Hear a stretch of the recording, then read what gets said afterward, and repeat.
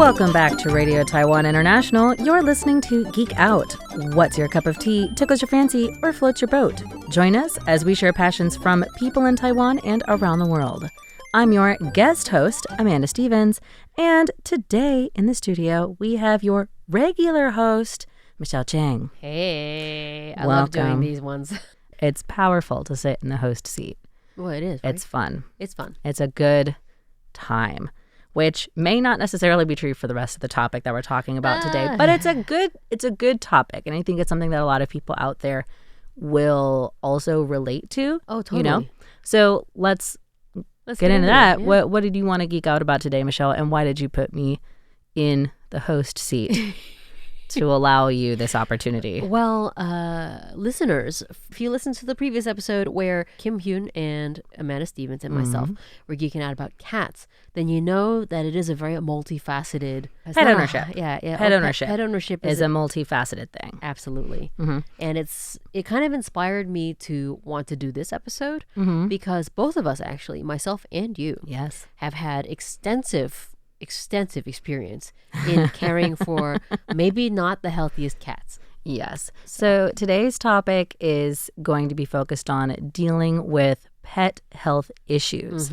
What came to mind when we first brought up this discussion and when we first started all sharing around the table with sort of like pet issues? What were you thinking about? Well, I mean, when we were talking about our own history, right? I think I'm the oldest cat owner here as far as like how many years I've been a cat guardian. Yeah, that definitely came up. Could you refresh? Oh, yeah.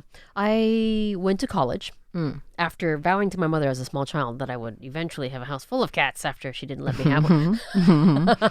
I went off to college, therefore I had my own space and control of my own space, and I started, Began your revenge. I began my revenge. By owning a cat. Revenge of just simply owning a cat. Yeah, it started with Pants. Which is the name of the cat. Yes. Not a good cat name. Warren Pants, but his name's Pants. And he was actually very, very healthy all the way up until maybe about 17. He lived to be 18. That's quite old. That's quite old. That's really old for a cat. He's just a scrappy Boston stray. I actually was, I have to admit, because I was a university student, I wasn't the most careful cat guardian in the beginning for him. And I didn't know that much, about nutrition or cats saving the apartment, but Pants survived everything. Survived my college years. I think that's true for a lot of people's first pets. And when I say this, I don't mean to imply that people aren't trying their best to take care of their animals, right? But with all things, knowledge is usually accumulated through experience, right? Like you don't necessarily know to look up all the things. And I think this goes for caretaking of anything. Yeah. You can never troubleshoot enough before you are caretaking to make up for the amount of experience that you will get during your tenure as a caretaker of anything, of plants, of animals, of children. Yes. And so I think that's true for cats. That's definitely been my experience in owning pets. Your storm drain angel. Animal encounters. Yeah, my little gutter angel, Dandy. Yeah. Yes. Yeah. After Pants, in order to keep him company, I got his girlfriend, his companion, Suki. And at this time, I was part-timing as a college student at a pet store, just in the beginning, just stocking shelves and stuff. And that's also when I started, gaining more knowledge about pet care. Like, what is good pet care? Especially because you're being asked by other people. Yes, you need to be able to answer for that advice. question. Yeah. It turns out that at about 4 years old, I came home and I found her passed out. Before we get further into this conversation, we probably should have put it up at the front, but we'll at least put it now that we are going to be talking about pets who are going through distressing health issues. Yep. So, just kind of like mentally prepare yourself for that if that's something that you're not ready to hear on whenever you're listening to this. But I think ultimately, for me, I find it very cathartic. Yep. So, trigger warning. Yeah. Yes. Back to Suki. You came home and you found everybody's worst nightmare. Your cat passed out. Yep. On the floor. Yeah, and she had peed herself. And this is one of the cleanest cats I had ever met. It's that first shock that I believe is the scariest for anyone, really. Right. Anyone with fur kids or any other kids, really. And I rushed her to the emergency ER, and they diagnosed her with feline leukemia virus. Now, this is unusual because she was an indoor cat, and the only time that she could have contracted it was through her mother. So when I had first adopted her, they apparently had not run the right test, or it was a false negative. Right, which can happen. Maybe they had run the test and it was just a test failure. Maybe. Let me explain first how feline leukemia virus works. Yeah, I think that'll be helpful. It does include the word leukemia, which is in most people's recollection or experience a blood cancer that affects how well your body produces blood. Yes. Blood circulates around your body and it delivers oxygen and it takes away wastes to be filtered. Now, this particular virus, it attacks the body's ability to create red blood cells. Okay. So you're not getting any new blood or any fresh blood. The blood that you do have, as probably most people know, you take in high school biology, right? Like all cells in your body go through a regeneration cycle, which just means that the cells die and they're replaced. Yep. But if you had this virus, if a cat has this virus, all of their blood cells are dying out naturally, but not being replaced. Correct. It affects their bone marrow, and it's a virus, not a cancer. And to this day, there is no effective cure. There are treatments that will alleviate the symptoms a little bit, but if a cat is diagnosed with it's called Feluke virus, for short, it is terminal. Yeah. And it's just a matter of how long are they comfortable. At the time, I had the gift of with a very financially stable partner. I had access to money. So I imported medications, like trial medications from Europe in order to try. I just had that hope to think that maybe that I could extend her life, quality of life longer. And it was, of course, there's always that hope that things will work. Yeah, I think that's very human, And the vet was hopeful. Otherwise, I think she would have not recommended that I go down that route. But ultimately, it was just an extra 6 months and like a lot of money. Yeah. A lot of money. Gifted was the key word there in the beginning. So yeah. And of course, a lot of care. So I was administering, injections and medications at home, which is its own very interesting learning experience. You learn a lot. You learn a lot. Yeah. It's for that extra 6 months. And throughout the entire time, I know this is really depressing, you guys. In the beginning, she goes to visit the vet, and she's still very spirited, this cat. And she's very bright-eyed and bushy-tailed, staying at the vet a couple of days for her treatment. And then you start to see her no longer having the will to continue going. Kind of the wear down of the disease. The wear down. Right. And it's like, I get emotional. Yeah, thinking I was about getting it. emotional at the beginning myself. So it's like, I made decisions that I shouldn't have made in hindsight. You know what they say, it's 2020. True. Hindsight is 2020. And also, while I don't necessarily think that that's an experience you have to go through, I think that is a really human experience that a lot of people who, when you have a pet, you really bond with them in sort of a special way, especially when you're young. You were in college at the time. A lot of people that I know who have pets, or like you get your first pet or something like that, maybe you've never experienced that. Like, you really want to be able to do something. And you're young, you're naive, you don't have a lot of like real world experience. Especially if you, like you said, you weren't allowed to grow up with cats or other pets like that, right? Yeah. If you don't have the example of somebody that you know and you love and trust making tough decisions, it can be hard for you to make them yourself. And even if you do have that example, it can still be really hard for you to make, because when you get into like very serious health issues, and especially living in a lot of countries around the world where like veterinary care is not cheap and is in fact more expensive sometimes than human health care, it can really feel like there is no right answer, both because most of us don't know animal medicine. Two, it's so exorbitantly expensive. Oh, yes. You might feel like you're making decisions for the good of your wallet rather than for the good of your pet. And it can really kind of feel like you don't have any good options. And I think when I personally look at people who are trying to make choices for their pet, obviously we all have our own inner compass of how that should go. But I just think it's a really thorny thing to try to wade through for a lot of people. It's deeply personal. It's right. Very each individual case is its own case. Yes. Yeah. I mean, like you said, myself and my partner, we experienced something similar. And luckily for us, we were like later in life. So we had a little bit more experience under our belt. We currently have 2 cats, one of them who's very healthy. The first one, very similar to Suki, started off really healthy. I called him a gutter angel earlier because he was also a rescue cat. I'm also nervous to share this. I don't want people to think that all rescue cats are unhealthy. Like we said earlier, Pants, the rescue cat, was like the sturdiest cat you've ever known. Yeah. My cat, Dandy, was saved from a literal storm drain as like maybe like around 50 days, 60 days, very, very young.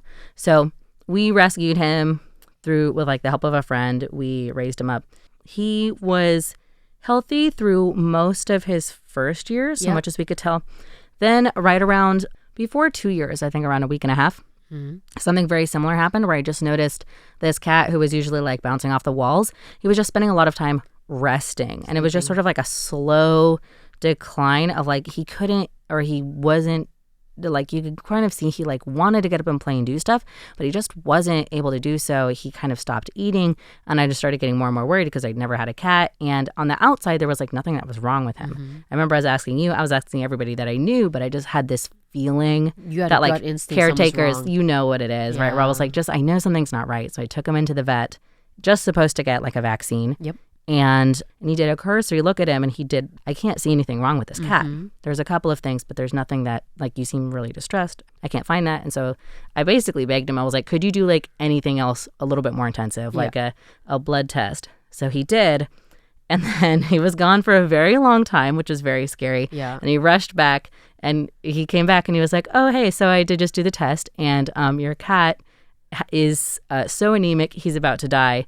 For the record, Dandy is not yet dead. He's like, I was gone so long because I was making an emergency appointment for you at another hospital. You need to go. And that kicked off this very long journey. It took us like a year and a half in and out of the vet to try and figure out what was wrong with him. And it was IMHA, or immune-mediated anemia, basically, which sort of operates similar to what you said Suki had, but it basically boils down to also he doesn't have enough blood. And the problem is that his body both destroys blood but doesn't make enough. And so there are treatment cures that this is something that cats can live with over a long period of time, but it has not been a like smooth road. And there have definitely been there's been a lot of bumps. There's been a lot of money, like I was just saying earlier. For a cat that started out free, he has cost us a lot more money along the way. But he has since sort of, we've gotten to a stable place. But that gets to one of those questions, talking about, you're trying to decide what the care was. One of our first questions that we did have to start asking after that emergency moment where it was sort of we don't have any, there's really no time to think. It's we deal with this now and then we decide what to do later. What treatment options are there, and also what does the future look like if we pursue those? Correct. Both for ourselves and for this little cat who is at that time, he had just turned 2 by the time that we were finally able to start asking those questions. And his whole second year of life was basically in and out of vets and in and out of vets. But that was one of those things that we had to sort of wrestle with too, was we were what do we do? Are these worth pursuing? Are they viable for us? Also, financially. And will he have a quality of life that is, acceptable? Well, that was the first question. It was is this something animals live with or not? And I do have to say that Dandelion, his fight. His government name. His Dandelion. I call him Dandy. His government name, Dandelion. Dandelion has the most fight I have seen in a cat his size ever. He's a pretty small cat, and it probably is because of the anemia. But yeah, he's only 5 kg. He hovers right around 5 kg. And it's always him versus whatever vets are in the room. And he, in his younger days, when they were trying to save his life, it would take 3 vets at a time. That's some kind of will to live. Any help. He's a fighter. That also helped. Was also he was so young, and also his personality is just very much my partner would joke when we'd take him into the vet, even when he was very ill, dying not dead. Everyone else is gonna go down with me. Oh, totally. But yeah, luckily for us, and again, thank God for vets, for all of you out there who study veterinary medicine. Thank you. You guys are angels. The amount of stuff that you put up with from pets that you and love. owners is insane. I should also note he's not like that at home. Everybody always asks us, but this is getting off topic. But yeah, so it really was sort of that is sort of like weighed on my mind. And then since then, it's really changed the way that like, I don't want to say that I've approached animal care because that's a little bit too broad, you know, but it is something that you always have, at least for me, I always had in the back of my mind when I decided I wanted to get a pet, especially when we were getting a rescue cat. I was like, I know you can never know how healthy they're going to be, but the chances are usually good. Yeah. Right? Like, because he'd already gone to a vet when somebody was like trying to rehome him. So I was like, they didn't find anything. It's probably good. But you never really imagine having to deal with physically. So much. It's a lot. Right. And we do it because we love them. Oh, of course. Yeah, of course. Yeah, of course. And it's so much to process that really, I feel I needed to do this episode because there are other people out there who understand this feeling. Yeah. And if they don't, if you haven't been through it, then you should be prepared that this kind of stuff may or may not happen, and hopefully never. But yeah, this kind of thing is tremendous to deal with on an emotional, psychological level. Mochi then, it was actually Suki's son. And he wound up with hyperthyroidism and then a resulting kidney failure due to the medication from that. And that was like a 2 or 3 year process of sub-Q fluids. At that point, he's kind of an old man.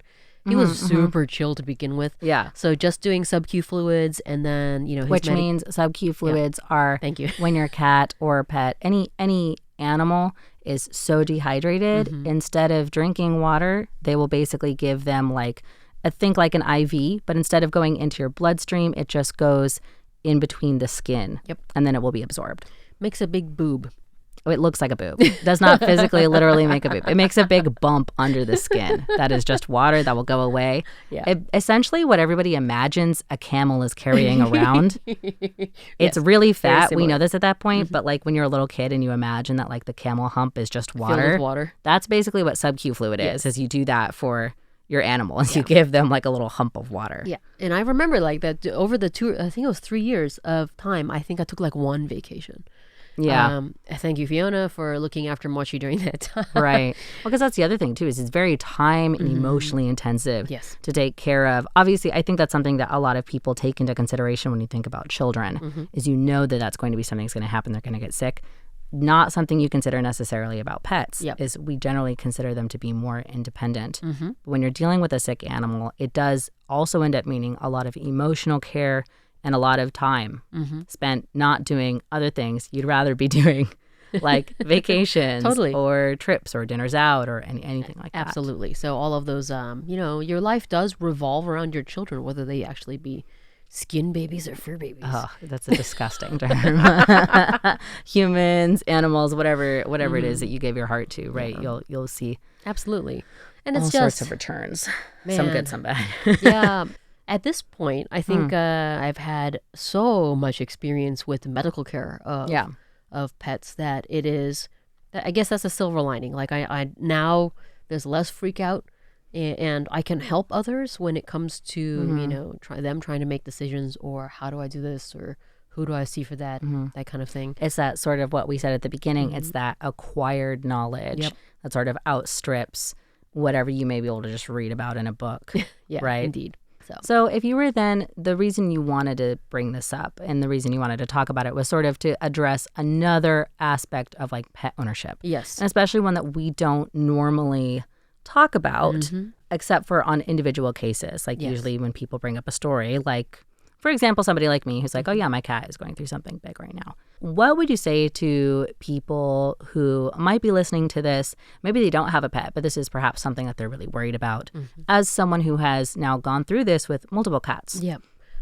Or for any pet, I should say. It is unfortunate that our pets don't live exactly as long as we do, and we all go at the same time, peacefully in our sleep. Yes, vibing to the best of our abilities. It is unfortunate, but it is also our great blessing to be able to know many of these, animals in our life should we choose to. The love that you feel from keeping them in their health is absolutely worth keeping them in their infirmity. Right. I just had a friend who was going through something big. And I remember something that I came to also. I guess from like another host angle is like I said earlier, whatever you're dealing with whenever you get into these like health situations, it can always feel like there are no good answers. But I feel like as long as you are always doing like what you are able to do, whether that means what you were able to do financially within your means, sometimes it's just not possible, right? Or what you're able to do within the time that you are given, as long as you're doing what you are able to better their life to the best of your ability, you're making the right decision. Yes. And that shouldn't scare you away from having pets, because also that being said, the likelihood is that they're alive together with you, as long as those are like the choices you're making going into it is going to be a better one than one without. 100%. So while we talked about a sad thing, I think that there is a silver lining. I hope everybody out there has if you have pets, you guys are having a wonderful time together, and you should go hug them right now. Right now. They probably won't like it. That's what I'm going to do when I get home. My cats will hate it. Give them a treat, rub their ears. Remember how lucky you are to have each other. If you're going through a hard time, our hearts are with you. Absolutely. And if you're considering getting a pet, don't be scared of it. Know that there's a lot of stories like this out there, and a lot of people like us who will share those stories and write about it. This is an information utopia almost. I mean, there's a lot of misinformation, blah, blah, blah, blah. But also there's a lot of information out there that can help you. So don't let this intimidate you from getting a furry friend or a pet to take care of. I'm your host, your guest host, Amanda Stevens. Thank you. And today in the studio, we had Michelle Chiang, your regular host. Thanks for geeking out with me and allowing me to host this episode. And thanks to all the listeners for tuning in to Radio Taiwan International. And we'll be back next Thursday with another episode of Geek Out. Goodbye. Bye. So, of course, the song that I chose for the episode has to have something to do with cats. Here's David Bowie with Cat People.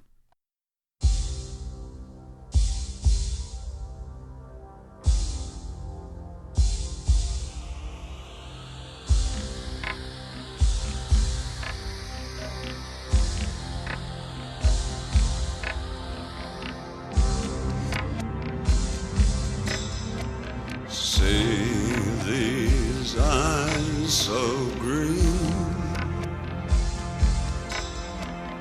I can stare for 1,000 years, colder than the moon. It's been so long, and I've been putting out fire with gasoline.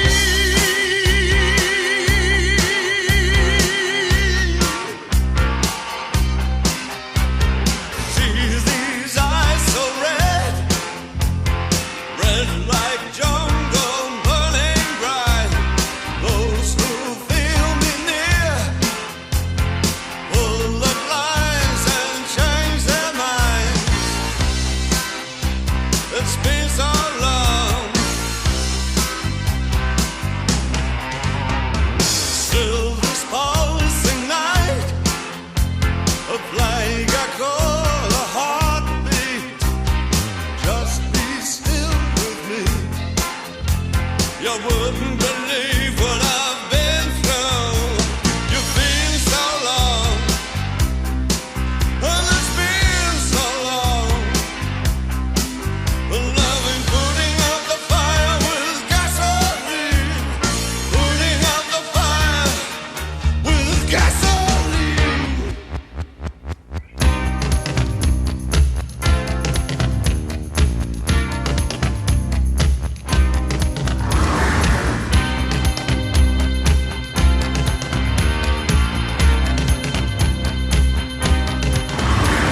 See these tears so blue, an ageless heart that can never mend.